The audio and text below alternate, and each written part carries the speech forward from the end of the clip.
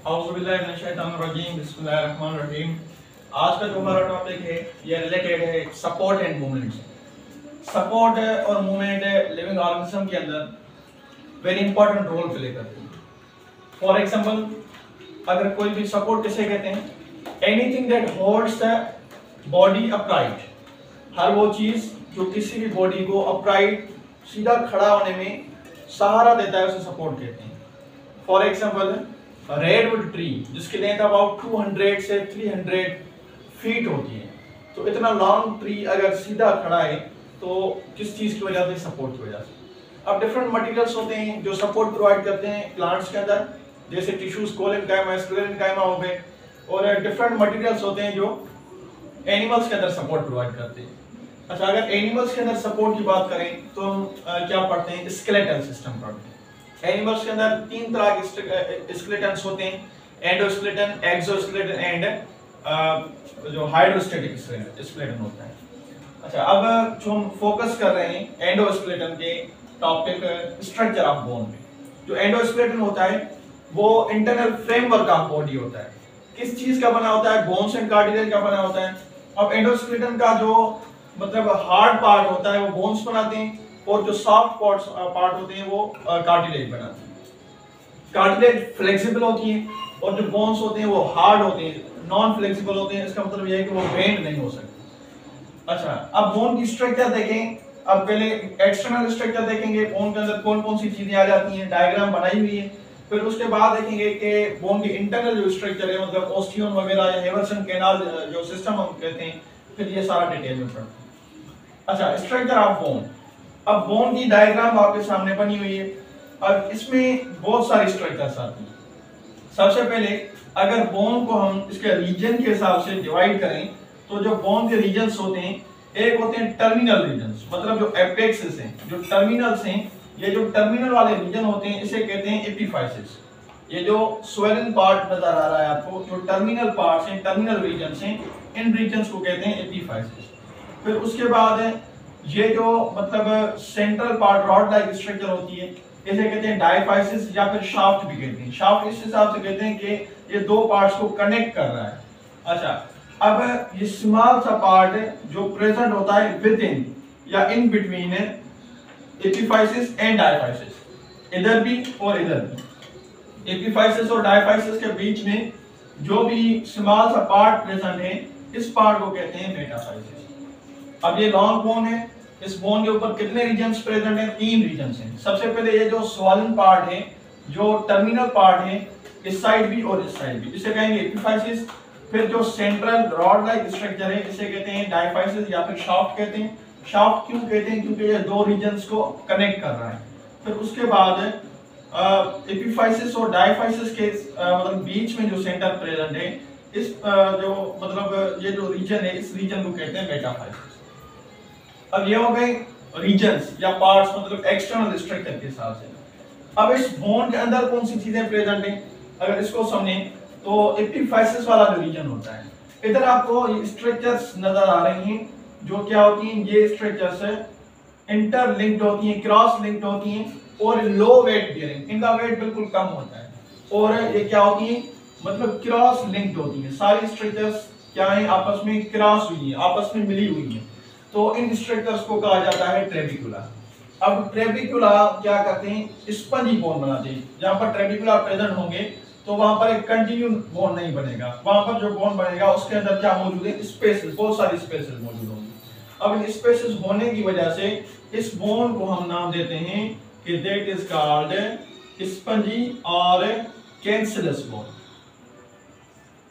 Spongy और cancerous bone, क्योंकि इसके अंदर क्या मौजूद है? स्पेसेस मौजूद है। अगर स्पेसेस मौजूद होंगी तो बोन जो है वो क्या होगा? स्पंजी होगा। अच्छा, उसके बाद ये एपिफाइसिस वाला, मतलब अगर पूछा जाए कि स्पंजी बोन कहां पर प्रेजेंट है, तो ये प्रेजेंट होता है एपिफाइसिस वाले रीजन। अच्छा, सेंट्रल अगर देखें जो डायफाइसिस वाला रीजन है, तो इधर जो बोन प्रेजेंट होता है वो बोन हार्ड होता है। ठीक है, ये बोन क्या होता है? हार्ड होता है।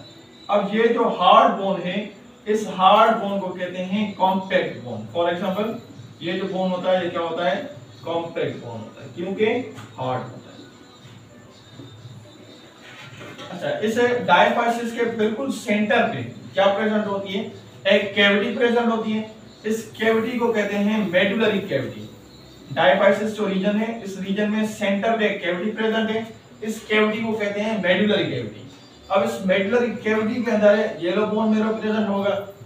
अच्छा, ये जो मेडुलरी कैविटी है ये एक मेम्ब्रेन के अंदर इनक्लोज की हुई है। एक मेम्ब्रेन इधर प्रेजेंट होती है जो इनक्लोज करती है या सराउंड करती है मेडुलरी कैविटी को। उस मेम्ब्रेन को क्या कहते हैं? एंडोओस्टियम कहते हैं। इनसाइड द बोन एक मेम्ब्रेन प्रेजेंट है, इस वजह से इसको कहते हैं एंडोओस्टियम। अच्छा, आउटर अगर बोन की बात करें तो आउटर जो बोन की स्ट्रक्चर है, बोन की आउटर मोस्ट जो लेयर होगी जिसे हम क्या कहेंगे? पेरिओस्टियम कहेंगे। अब ये सारी स्ट्रक्चर हो गई, मतलब रीजन के हिसाब से 3 रीजन्स हुए। फिर उसमें अगर बोन की स्ट्रक्चर देखें तो एक स्पंजी बोन मिला जो एपिफाइसिस रीजन में प्रेजेंट था और एक कॉम्पैक्ट बोन जो डायफाइसिस वाले रीजन में प्रेजेंट था। अब मेडुलरी कैविटी के अंदर येलो बोन मैरो प्रेजेंट है और जो स्पंजी बोन्स हैं इनके अंदर ये रेड कलर का जो नजर आ रहा है ये क्या होता है? रेड बोन मैरो होता है। स्पंजी रीजन में रेड बोन मैरो प्रेजेंट होगा और ये जो येलो बोन मैरो है ये मेडुलरी कैविटी के अंदर प्रेजेंट होता है। अब मेडुलरी कैविटी के बाहर सबसे पहले क्या बनते हैं? सबसे पहले इधर बनता है मतलब स्पंजी बोन्स बनते हैं जो कैंसलेस होते हैं, स्पंजी बोन्स बनेंगे। फिर ये स्पंजी बोन कन्वर्ट हो जाता है किस चीज के अंदर? कॉम्पैक्ट बोन के अंदर। तो ये सारी स्ट्रक्चर हो गई बोन की एक्सटर्नल स्ट्रक्चर। अब इसमें एक खास चीज ये है कि बोन और कार्टिलेज में डिफरेंस ये होता है कि जो बोन होते हैं इनके अंदर बाई डायरेक्शनल ग्रोथ होगी। बोन्स के अंदर बाई डायरेक्शनल ग्रोथ होगी और जो कार्टिलेज है, कार्टिलेज के अंदर यूनी डायरेक्शनल ग्रोथ होगी। अब बाई डायरेक्शनल ग्रोथ का मतलब क्या होता है और कैसे होती है? फॉर एग्जाम्पल हम स्टार्ट करते हैं किस चीज से? बोन मैरो से। ये सेंटर है, सेंटर में क्या प्रेजेंट है? इधर प्रेजेंट होगा बोन मैरो। अच्छा, अब बोन मैरो के बाहर इधर क्या प्रेजेंट होंगे?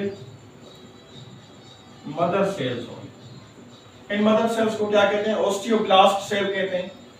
फिर ये बाहर क्या आ जाएगी? पेरिओस्टियम, जो आउटर मोस्ट लेयर। तो पेरिओस्टियम के नीचे भी क्या प्रेजेंट होंगे? मदर सेल्स प्रेजेंट होंगे। अब ये जो मदर सेल्स हैं ये भी ग्रो करेंगे, ये भी डिवाइड होंगे और ये जो मदर सेल्स हैं ये भी डिवाइड होंगे। अब ये जो मतलब ग्रोथ हो रही है 2 डायरेक्शन में, एक इनवर्ट ग्रोथ हो रही है, मतलब जो मतलब रीजन है, कौन सा रीजन? एंडोओस्टियम वाली जो लेयर है जो बोन को क्या कर रही है? सराउंड कर रही है। इसके अंदर मदर सेल्स हैं, ये भी ग्रो कर रहे हैं। और एक पेरिओस्टियम जो मेम्ब्रेन है इसके अंदर मदर सेल्स हैं, ओस्टियोब्लास्ट सेल्स हैं, ये भी क्या कर रहे हैं? ग्रो कर रहे हैं। तो इस सेंस में ये जो ग्रोथ होती है ये क्या होती है? Bidirectional growth. इसे हम कहते हैं बाय डायरेक्शनल ग्रोथ। अब ये बाय डायरेक्शनल ग्रोथ सिर्फ किस चीज में प्रेजेंट होती है? ये बोन्स के अंदर होगी। अगर कार्टिलेज की बात करें तो कार्टिलेज में ये बाय डायरेक्शनल ग्रोथ नहीं होती, उसमें क्या होती है? यूनी डायरेक्शनल ग्रोथ होती है।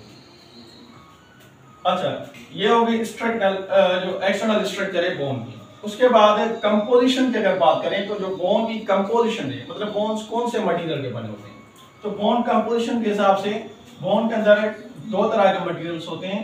एक इसके अंदर कंपोजिशन के हिसाब से अगर देखें तो बोन की कंपोजिशन में एक होते हैं इनऑर्गेनिक मटेरियल्स और एक होते हैं ऑर्गेनिक मटेरियल्स।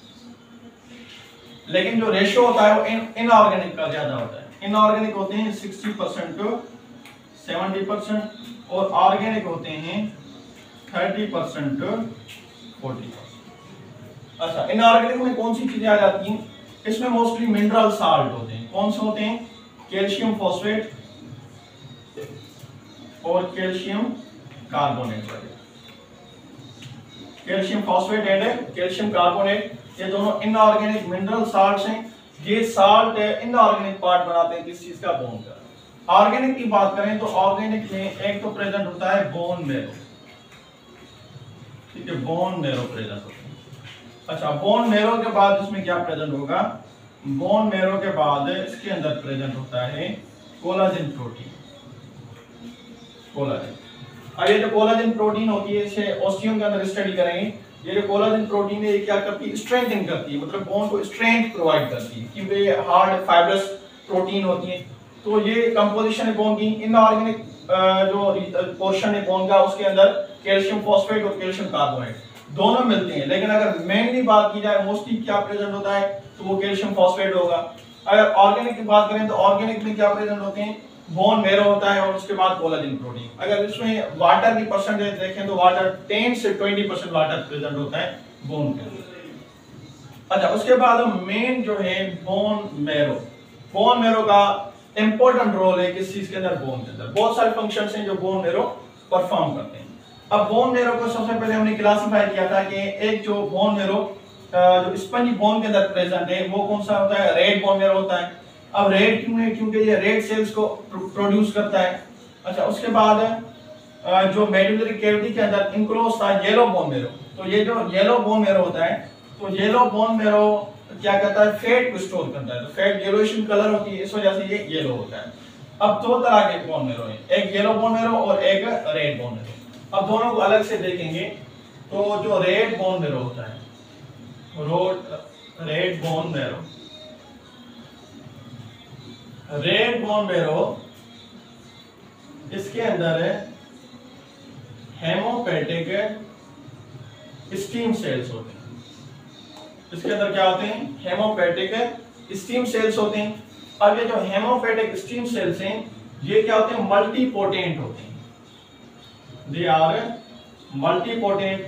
मल्टीपोटेंट का मतलब ये होता है कि हैं तो हेमोपेटिक सेल्स हैं या एरिथ्रोपेटिक सेल्स हैं, स्टीम सेल्स, लेकिन ये all types of blood cells produce करेंगे।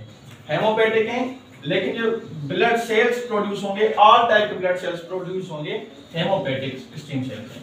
इनमें से आरबीसीज भी प्रेजेंट होंगे, इनमें से डब्ल्यूबीसीज भी प्रेजेंट होंगे और इनमें से प्लेटलेट्स भी प्रेजेंट होंगे। और ऑल टाइप्स ऑफ जो ब्लड सेल्स होते हैं वो कौन प्रोड्यूस करता है, हेमोपेटिक स्टीम सेल्स, जो कहां पर प्रेजेंट होते हैं, रेड बोन मेरो के अंदर। ओवरऑल अगर रेड बोन मेरो के फंक्शन की बात करें तो ये क्या करता है, ब्लड के सेल्स प्रोड्यूस करता है, blood cells production main function होता है रेड बोन मेरो का। अच्छा, येलो बोन मेरो की बात करें, येलो बोन मेरो,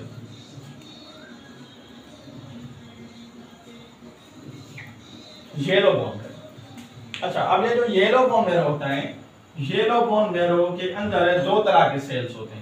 जो स्टीम सेल्स होते हैं वो दो तरह के होते हैं। एक होते हैं एडिपोसाइट सेल्स और एक होते हैं मेसेनकाइमा सेल्स। एडिपोसाइट सेल्स और मेसेनकाइमा सेल्स।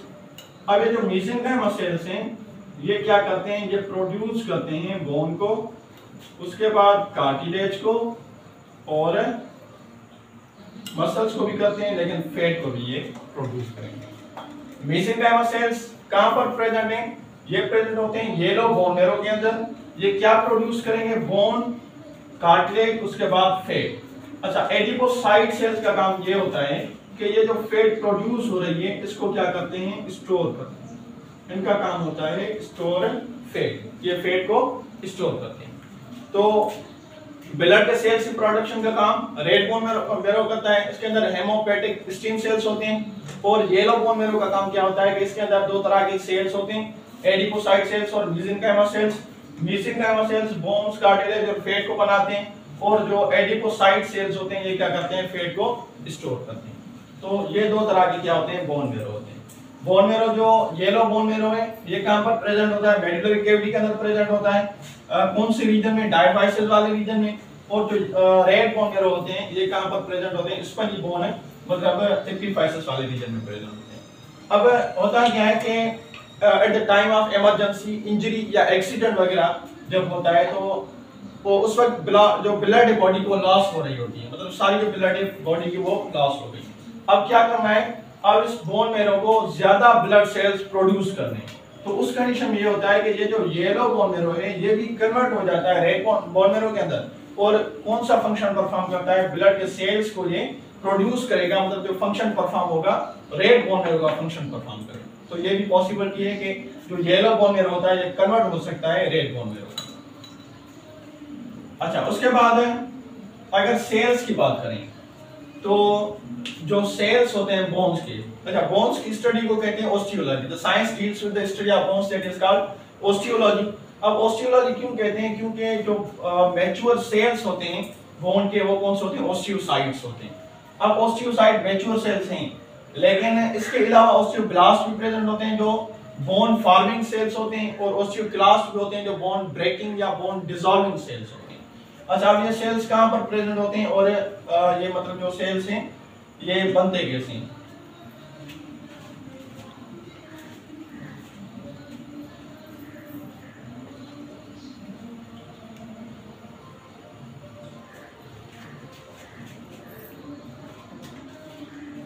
अच्छा, सबसे पहले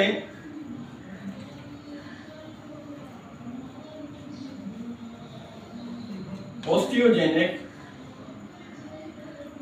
प्रोजेनिटर सेल्स, सबसे पहले क्या प्रेजेंट होते हैं? ओस्टियोजेनिक प्रोजेनिटर सेल्स होते हैं।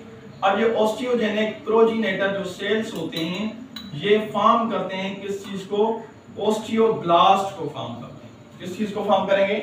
ओस्टियोब्लास्ट। ओस्टियोब्लास्ट जो होते हैं ये बोन फॉर्मिंग सेल्स हैं। बोन फॉर्मिंग सेल्स मतलब ये बोन को क्या करते हैं? फॉर्म करते हैं, बनाते हैं। इसी वजह से हम इनको क्या कह रहे थे? They are called mother cells. जो हमने बाई डायरेक्शनल ग्रोथ में पढ़ा, मदर सेल्स। मदर सेल्स किसको कह रहे थे? ओस्टियोब्लास्ट को। और ओस्टियोब्लास्ट को मदर सेल्स इस वजह से कहते हैं कि ये बोन फॉर्मिंग सेल्स होते हैं, ये बोन को फॉर्म करते हैं। ओस्टियोजेनिक प्रोजेनिटर सेल्स सबसे पहली स्टेज है। अब ये क्या बनाएंगे? ओस्टियोब्लास्ट बनाएंगे। अब ओस्टियोब्लास्ट क्या करेंगे? ओस्टियोब्लास्ट एक किस्म का मैट्रिक्स सीक्रेट करते हैं। मैट्रिक्स का मतलब होता है फ्लूइड। ये एक फ्लूइड सीक्रेट करते हैं। अच्छा, कहां पर सीक्रेट करेंगे? अपने अराउंड। फॉर एग्जांपल इधर अगर एक ओस्टियोब्लास्ट सेल प्रेजेंट है तो ये अपने आसपास क्या करता है? एक फ्लूइड को सीक्रेट करता है। अच्छा, अब क्या होगा? ये जो फ्लूइड है एक स्पेस में एक कैविटी के अंदर इनक्लोज हो जाएगा। इस कैविटी को नाम क्या देंगे? इस कैविटी को नाम देंगे लेक्यूना। और इसके अंदर क्या प्रेजेंट है? मैट्रिक्स प्रेजेंट है। मैट्रिक्स के अंदर क्या प्रेजेंट था? ओस्टियोब्लास्ट सेल प्रेजेंट था। अब इधर इस ओस्टियोब्लास्ट का नाम चेंज हो जाएगा, ये बन जाएगा ओस्टियोक्लास्ट। ओस्टियोक्लास्ट। ओस्टियोब्लास्ट सेल्स उसने क्या किया? मैट्रिक्स सीक्रेट किया। मैट्रिक्स एक तरह का फ्लूइड होता है। अब ये अलोंग विद द फ्लूइड के साथ है जो ओस्टियोब्लास्ट था एक मेम्ब्रेन के अंदर इनक्लोज हो गया। उस मेम्ब्रेन को हमने नाम दे दिया लेक्यूना। और ये जो लेक्यूना के अंदर ओस्टियोब्लास्ट सेल था, अब जब ये स्पेस के अंदर लेक्यूना के अंदर इनक्लोज हो गया तो इसका नाम चेंज हो गया। ये अब मैच्योर सेल बन गया जिसको क्या कहते हैं? ओस्टियोक्लास्ट ओस्टियोसाइट कहते हैं। इसको कहेंगे ओस्टियोसाइट। जो मैच्योर सेल्स जो बोन के सेल्स होते हैं ओस्टियोसाइट्स होते हैं। ओस्टियोब्लास्ट से ओस्टियोसाइट बनेगा। कब बनेगा? जब osteoblast along with the matrix एक मेम्ब्रेन के अंदर इनक्लोज हो जाएगा। उस मेम्ब्रेन को क्या कहेंगे? लेक्यूना कहेंगे। और इसके अंदर जो सेल प्रेजेंट होगा सेल को क्या कहेंगे? ओस्टियोसाइट कहेंगे। ओस्टियोसाइट कौन सी सेल्स होती हैं? बोन के मैच्योर सेल्स होते हैं। मैच्योर सेल फॉर एग्जांपल अगर पूछा जाए कि बोन किस सेल्स का बना होता है तो ओस्टियोसाइट्स का बना होता है, क्योंकि मैच्योर सेल्स यही होती हैं। अब ओस्टियोसाइट का काम ये होता है कि जहां पर भी जो कोई भी इंजरी वगैरह या ब्रेकडाउन ऑफ बोन होती है, कोई फ्रैक्चर वगैरह होता है, तो ये ओस्टियोसाइट गाइड करते हैं किस चीज को? ओस्टियोब्लास्ट को, कि आपको कहां पर अपना फंक्शन जो है वो परफॉर्म करना है। अच्छा, उसके बाद नंबर थर्ड जो है वो है ओस्टियोक्लास्ट। ओस्टियोक्लास्ट। अब ओस्टियोक्लास्ट क्या होते हैं? बोन डिसॉल्विंग, बोन ब्रेकिंग या बोन डिसॉल्विंग। ये बोन को डिसॉल्व करते हैं, मतलब जो भी बोन का एक्स्ट्रा पार्ट होगा उसको डिसॉल्व कर देंगे, ब्रेक डाउन कर देंगे। इस वजह से हम इनको क्या कहते हैं? ओस्टियोक्लास्ट यानी बोन डिसॉल्विंग सेल्स। जो बोन को ब्रेक डाउन करते हैं, बोन्स डिसॉल्व कर देते हैं जो भी एक्स्ट्रा पार्ट। फॉर एग्जांपल एक हम पढ़ते हैं प्रोसेस जो हेटेरोफेगी और ऑटोफेगी का प्रोसेस होता है। उस ऑटोफेगी के अंदर भी मतलब जो एक्स्ट्रा पार्ट होता है सेल के अंदर वो ब्रेक डाउन हो जाता है। तो इधर जो ओस्टियोक्लास्ट क्या करते हैं? जो एक्स्ट्रा पार्ट होगा, फॉर एग्जांपल अगर बोन फ्रैक्चर के बाद जो बोन की हीलिंग होती है तो बोन की हीलिंग के अंदर सबसे पहले क्या बनता है? बोन की जब हीलिंग होगी तो सबसे पहले एक केलस बनेगा, मतलब बोन सबसे पहले उस सेम पोजीशन में फिट होंगे।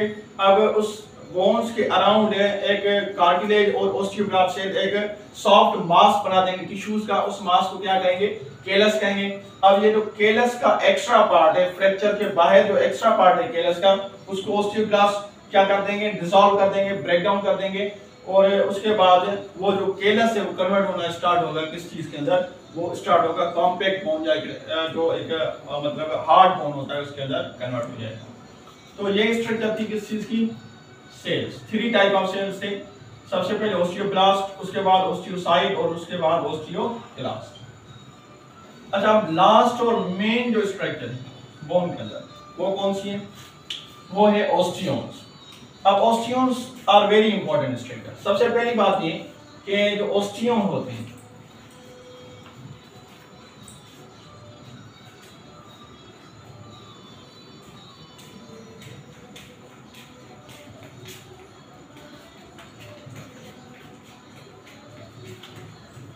अच्छा अब जो ओस्टियोन्स होते हैं, ओस्टियोन्स को और क्या कहा जाता है, they are also called Haversian system. ये क्या बनाते हैं, हैवर्सन सिस्टम बनाते हैं।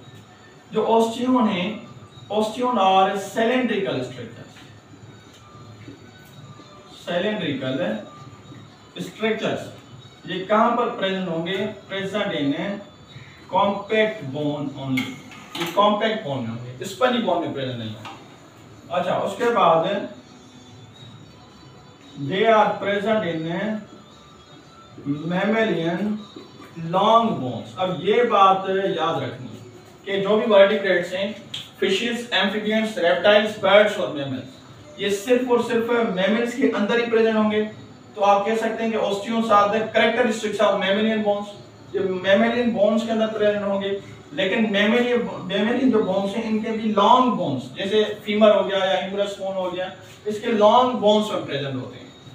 अच्छा, अब इन ओस्टियोन का काम ये होता है कि स्ट्रेंथ प्रोवाइड करते हैं, मतलब जो बोन होता है उसे कॉम्पैक्ट बनाते हैं। अब ओस्टियोन के अगर स्ट्रक्चर देखें, फॉर एग्जांपल कोई भी क्रॉस सेक्शन हम लेते हैं, ट्रांसवर्स सेक्शन देखते हैं। फॉर एग्जांपल बोन को हमने इधर से कट कर दिया, तो इसका जो ट्रांसवर्स सेक्शन है इसके अंदर बहुत सारी ऐसी राउंडेड स्ट्रक्चर्स नजर आएंगी। अब ये जो स्ट्रक्चर्स हैं इनमें से हर एक स्ट्रक्चर का नाम क्या है, ओस्टियोन है। अब ये जो ओस्टियोन्स होते हैं ये दिखने में हमें राउंड एक स्फेरिकल रिंग लाइक स्ट्रक्चर नजर आ रही है, लेकिन ये क्या होते हैं, सिलेंड्रिकल होते हैं। मतलब अगर इधर से स्टार्ट होगा एक ओस्टियोन तो ये बिल्कुल अलोंग द बोन प्रेजेंट होगा इधर तक। ये सिलेंड्रिकल स्ट्रक्चर, मतलब अलोंग द बोन सारे बोन के अंदर प्रेजेंट होती है, लेकिन कौन से रीजन में, कॉम्पैक्ट बोन वाला जो डायफाइसिस वाला रीजन है उसके अंदर प्रेजेंट होते हैं। अब इनके अंदर बहुत सारी स्ट्रक्चर्स प्रेजेंट हैं।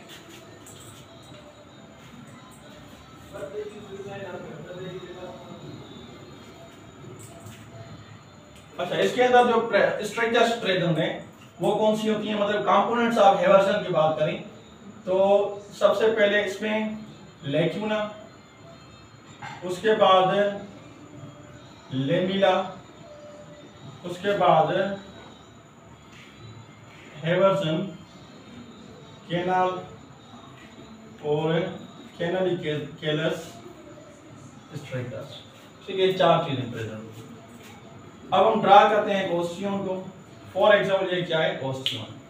अब इस ओस्टियोन के अंदर है एक मैट्रिक्स प्रेजेंट होता है, और वो जो मैट्रिक्स होता है कंसंट्रेटेड रिंग्स की फॉर्म में प्रेजेंट होता है, मतलब कंसंट्रेटेड होगा। एक मैट्रिक्स है, ये जो मैट्रिक्स होगा कंसंट्रेटेड रिंग्स की फॉर्म में प्रेजेंट होगा।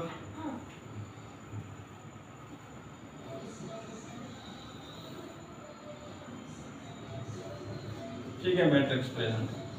अब ये मैट्रिक्स क्या है, कंसंट्रेटेड रिंग्स की फॉर्म में प्रेजेंट है।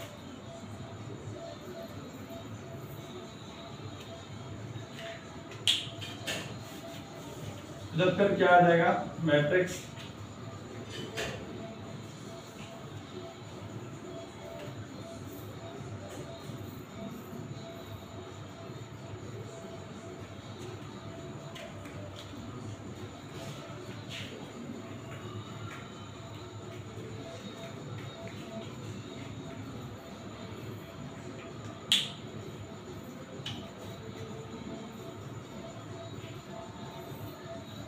सारा जो ओस्टियोन होता है एक मैट्रिक्स से फिल हुआ होता है, और वो जो मैट्रिक्स होता है कंसंट्रेटेड फॉर्म में होता है, फिल्ड फॉर्म में होता है, कंसंट्रेटेड फॉर्म में। ये सारा जो मैट्रिक्स है, इस मैट्रिक्स को नाम देते हैं कि this matrix is called lamina.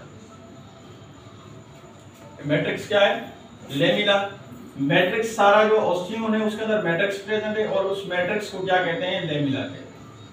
अच्छा, उसके बाद इस लेमिला के अंदर सारी स्ट्रक्चर्स होंगी। फॉर एग्जांपल हमने पहले पढ़ा कि जो बॉन्ड है उसके अंदर इनऑर्गेनिक पार्ट होता है कैल्शियम फॉस्फेट और कैल्शियम कार्बोनेट। अगर हमसे कोई पूछे कि कैल्शियम कार्बोनेट या कैल्शियम फॉस्फेट कहां पर प्रेजेंट है, तो वो कहां पर प्रेजेंट होते हैं? ये प्रेजेंट होते हैं किस चीज के अंदर? ये प्रेजेंट होते हैं इस मैट्रिक्स के अंदर, यानी कि लेमिला के अंदर। तो ये जो मैट्रिक्स होता है, इस मैट्रिक्स के अंदर सारी चीजें होंगी। कौन सी चीजें? ऑर्गेनिक भी और इनऑर्गेनिक, मतलब कैल्शियम फॉस्फेट भी इसके अंदर प्रेजेंट होंगे, कैल्शियम कार्बोनेट भी इसके अंदर प्रेजेंट होंगे, और उसके बाद जो कोलाजन प्रोटीन है ये भी इसके अंदर प्रेजेंट है। अब कोलाजन प्रोटीन क्या करती हैं? स्ट्रेंथन करती हैं, मतलब स्ट्रेंथ प्रोवाइड करती हैं बोन को, और कैल्शियम फॉस्फेट और कार्बोनेट बोन्स को हार्ड बनाते हैं। ये दोनों जो स्ट्रक्चर्स हैं कहां पर प्रेजेंट हैं? मैट्रिक्स के अंदर। मैट्रिक्स का मतलब जो कंसंट्रेटेड फॉर्म है मैट्रिक्स है उसे हम लेमिला कहते हैं, और लेमिला मतलब प्रेजेंट है किस चीज के अंदर? ओस्टियन के अंदर। और ओस्टियंस क्या बनाते हैं? हेवर्सन सिस्टम बनाते हैं बोन का, और इसके अंदर जो कंपोनेंट्स होते हैं वो कितने होते हैं? 4 होते हैं। तो ये हो गया लेमिला। अब लेमिला के बाद एक स्ट्रक्चर जो अभी हमने पढ़ी उसे रिपीट करेंगे। कौन सी स्ट्रक्चर? लेक्यूना। ठीक है, अब लेक्यूना हमने पढ़ा कि लेक्यूना क्या होती है? फ्लूइड फिल्ड या मैट्रिक्स से फिल हुई ये लेक्यूना है। अब ये लेक्यूना के अंदर क्या प्रेजेंट है? एक किस्म का फ्लूइड प्रेजेंट होता है या मैट्रिक्स प्रेजेंट होता है। ठीक है, अब ये लेक्यूना है। ये जो स्पेसेस हैं, इन स्पेसेस को क्या कहते हैं? लेक्यूना कहते हैं। इन लेक्यूना के अंदर भी एक किस्म का मैट्रिक्स प्रेजेंट होता है, और इस लेक्यूना के अंदर जो सेल्स प्रेजेंट होंगे, इन सेल्स को कहा जाता है ओस्टियोसाइट। तो इधर हमने पढ़ा स्ट्रक्चर के अंदर जो सेल्स थे, तो इसमें ओस्टियन के अंदर लेक्यूना प्रेजेंट है। लेक्यूना के अंदर क्या होते हैं? सेल्स होते हैं, और वो कौन सी सेल्स होते हैं? मैच्योर बोन के सेल्स होते हैं, जिनको हम क्या कहते हैं? ओस्टियोसाइट सेल्स कहते हैं। अच्छा, कैनालिकेलस क्या होता है? कैनालिकेलस स्ट्रक्चर्स होती हैं जो क्या करती हैं? कनेक्ट करती हैं लेक्यूना को आपस में, मतलब लेक्यूना की जो अरेंजमेंट होती है उसे कौन मेंटेन करता है? ये कैनालिकेलस स्ट्रक्चर्स मेंटेन करता है। तो ये स्ट्रक्चर्स हैं जो क्या करेंगी? लेक्यूना को आपस में कनेक्ट करती हैं। इन स्ट्रक्चर्स को क्या कहा जाता है? कैनालिकेलस कहा जाता है। अच्छा, उसके बाद हेवर्सन कैनाल। अब हेवर्सन कैनाल सेंट्रल जो कैनाल नजर आ रहा है, इस सेंट्रल कैनाल को कहते हैं हेवर्सन कैनाल। और ये जो कैनाल होता है इसके अंदर मेन स्ट्रक्चर्स प्रेजेंट होती हैं, जिन्हें हम क्या कहते हैं? Blood vessels. इधर क्या प्रेजेंट है? Blood vessels present. अब ये जो ब्लड वेसल्स होती हैं ये न्यूट्रिशन और ऑक्सीजन प्रोवाइड करती हैं सेल को, और सेल की जो हीलिंग होती है वो फास्ट होती है। किस वजह से? क्योंकि इसके अंदर क्या मौजूद होती हैं? मतलब ब्लड वेसल्स होती है। कार्टिलेज के अंदर ब्लड वेसल्स नहीं होती हैं, इस वजह से उनके अंदर जो हीलिंग होती है वो मतलब बहुत सारे टाइम के बाद होती है। उसमें टाइम टेकिंग प्रोसेस होता है, क्योंकि उसके अंदर डायरेक्ट ब्लड वेसल्स प्रेजेंट नहीं है। वो जो मटेरियल्स हासिल करते हैं वो by the process of diffusion करते हैं। तो ये थी सारी स्ट्रक्चर बोन की। बोन के अंदर एक्सटर्नल स्ट्रक्चर, उसके बाद कंपोजिशन, बोन मैरो, सेल्स और ओस्टियन की स्ट्रक्चर। अगर इसमें से कोई क्वेश्चन है तो आप कमेंट सेक्शन में पूछ सकते हैं। Thank you.